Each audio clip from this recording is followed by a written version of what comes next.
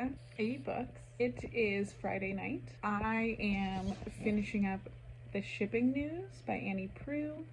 Here in New England, we are expecting a massive blizzard this weekend. It's supposed to start overnight tonight, all day tomorrow. Like 2 feet of snow maybe? High winds. It's supposed to be wild. We've been alerted not to leave our houses tomorrow, which is great. I love an excuse not to leave my house. Thank you, weather. So my plan is to do a vlog tomorrow, 24-hour vlog, pick a book when I wake up in the morning, read it all the way through in between snow day activities like playing in the snow and baking cookies. So that's the plan. I'll see you in the morning. We'll go through the TBR and pick a book together, and we'll get to see the snow when we wake up and see how much it's snowed so far.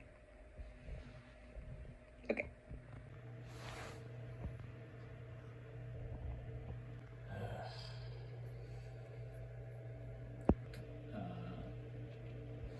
I'm just looking at where the blizzard conditions are going to be. We are now at like 12 to 16. Are you gonna make a snowman with me? Of course, Rebecca. Good morning. It's my snow day. It's very snowy. It's like 8 a.m. So far, we've got about 5 or 6 inches. I'll show you. I get out of bed for you.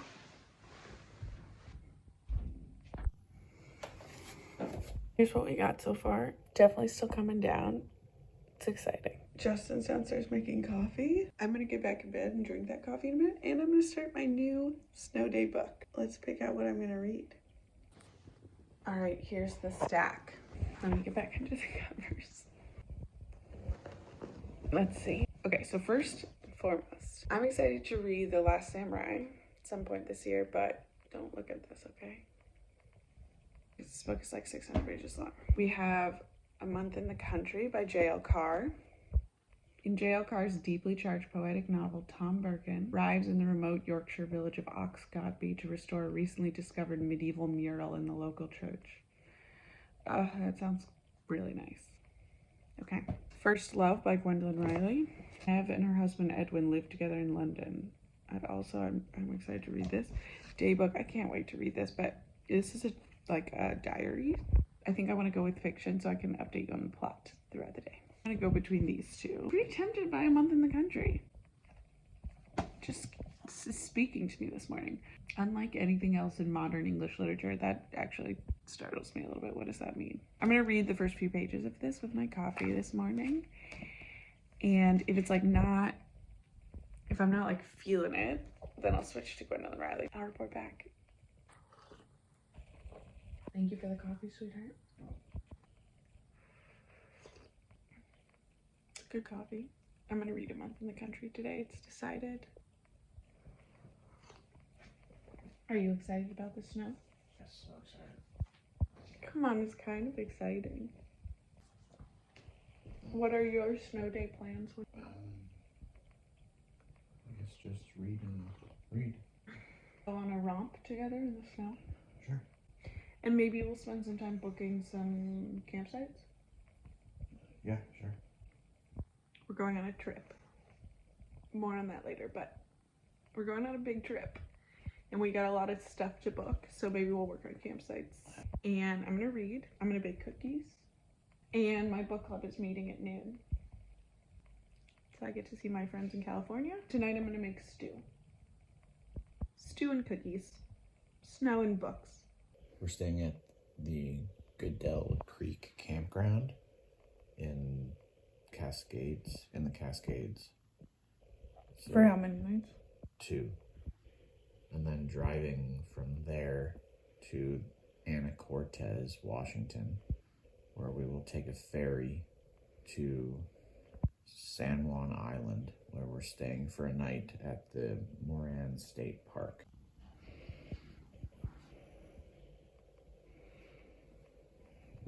Getting suited up. Looking hot, Justin. Getting your snow gear ready?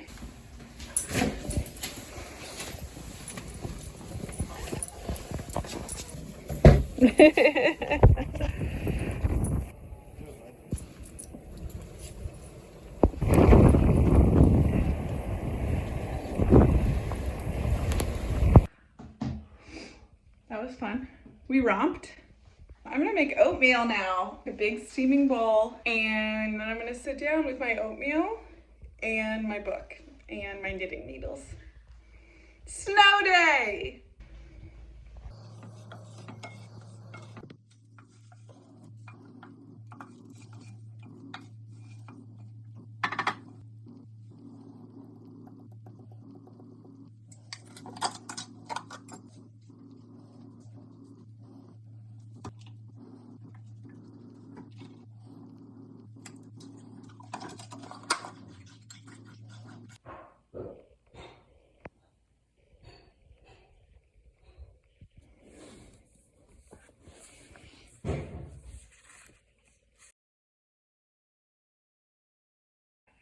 I had book club with my lady friends in California. It was wonderful. It was brief because, you know, lives, but it was great. I got to see a 3-year-old in a tutu on her way to ballet class, so no complaints. I'm about 40 pages into A Month in the Country. Our main character is a young man named T. Birkin. He is from London, and he has been called to this small town in the north of England called Oxgodby, where there's a hundreds of years old church, and he's been called to restore the mural that was once painted there that's now covered over. The book is written as this man's recollection. There is a interesting character named Moon who is also employed on the grounds of the church. They seem to be an interesting duo, both veterans of World War I. So this reads very much like a post-war book. That's where I am. I'm gonna work on cookies soon, but I'm also maybe gonna take a nap right here on this couch soon. It is cookie baking time. I am sure that I've talked about this recipe before on here because I make this recipe all the time. I'm very proud of this recipe. Brown butter chocolate chip cookies. They blow people's minds. People go crazy for these cookies. So I'm browning some butter.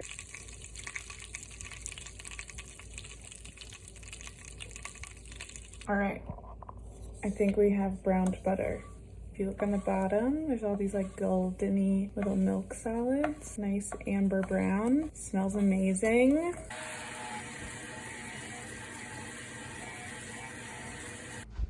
We have cookie dough. It smells good. I'm gonna let this sit in the fridge. Probably bake off a few tonight, and then let the rest of the dough sit overnight and bake off the rest tomorrow, or maybe even freeze some dough and bake the rest later this winter when things are dire and you just need a brown butter chocolate chip cookie to get you through, you know?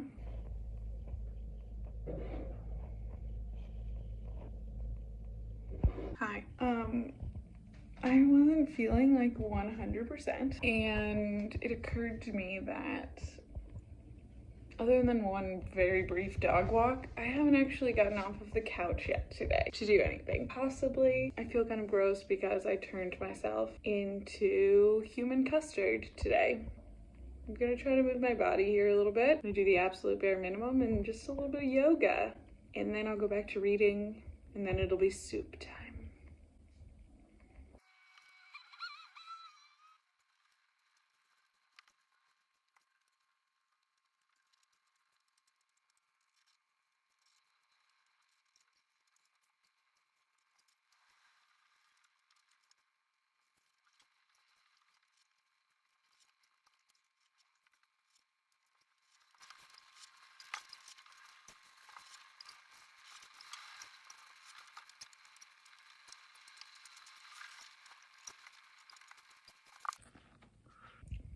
Hello. Good boy.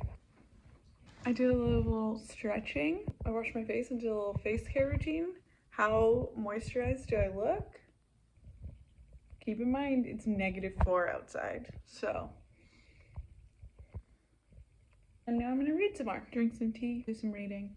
I don't know why I thought this would be a thrilling vlog. You're really getting to know what my couch looks like. We're making stew. How do you feel about your snow day? It's wonderful.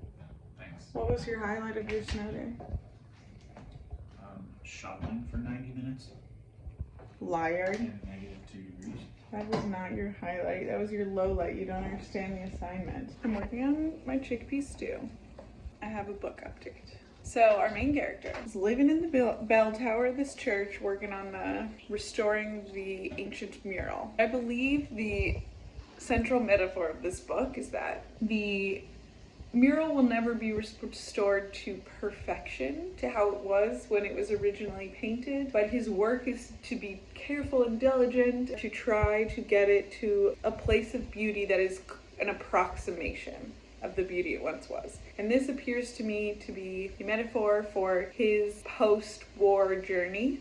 The idea that he'll never be the man he was before the war, but he's working every day to be an approximation of that man. I could be wrong. That's how it feels. And how do I feel about that? I love a metaphor. I love a metaphor about art. I love a book that uses art as a metaphor. I don't really care about men in war. That's not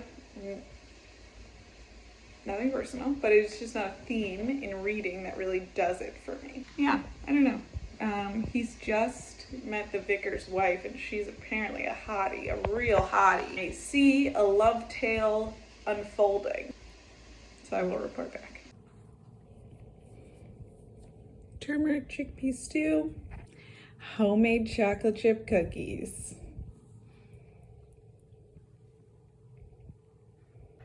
What you got there?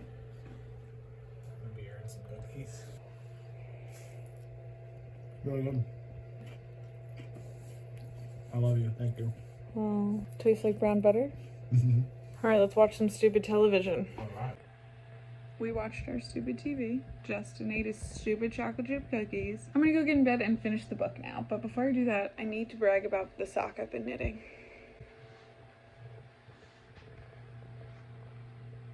Really coming along.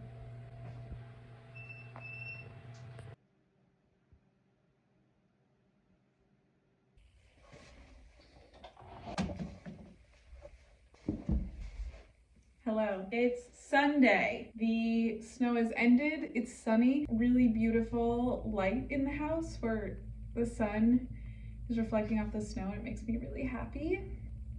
Thanks for spending a snow day with me. I finished a month in the country last night before bed. I thought I would update you all. I definitely stand by my assessment earlier about the central metaphor being this idea around healing from war, healing from trauma, specifically shell shock or post-traumatic stress from the First World War. Our main character working on recovering this painting in the same way he's working on recovering himself. What I really like about this book, which is like a very quiet book. It's like a sweet, quiet book. What I like about this book is that it's very self-contained. It is 1 month in this one little town in the country. This experience, this 1 month, is clearly the first step on his journey to heal. I mentioned earlier, I think, that the narration is very backward looking, so it suggests that he's writing this from a future. It's very much as though he's saying, I am okay. I'm okay because this 1 month was the first month that I started moving in that direction towards being okay. There's also a love angle, a love story here, an unrequited love story. Again, I think this idea of art as metaphor. So this 1 month with this one woman who he loved, but never had, but also just never was able to have that love returned, is again like a painting. It's like this beautiful still moment. This 1 month in the country is this beautiful memory he can hang on the wall. He can't go inside it. It's not three-dimensional. It's just a beautiful piece of art that he can look back on, enjoy its beauty, but he can't live there. He can't live in that relationship, in that love, in that time. So that's a month in the country. Also, it's very much of a specific time. It was written in the 70s, but it takes place in the 20s, right after First World War, and it's very much set in that time, but it's also very much a British book. There are definitely some references I don't get. There is a lot of dialect, like Northern England dialect in here, that my brain could not parse. what they were trying to say. It was very hard for me. Those are my thoughts on this book, A Month in the Country. That was my snow day. Good knitting, good cooking, good baking, Zoomed with the friends, texted with the friends. Yeah, it was a day. Thanks for hanging out with me. It's the last day of January. So now I'm gonna record my January wrap up, and I will be in this exact spot, in this exact outfit. So keep that to yourself. Love you, nerds.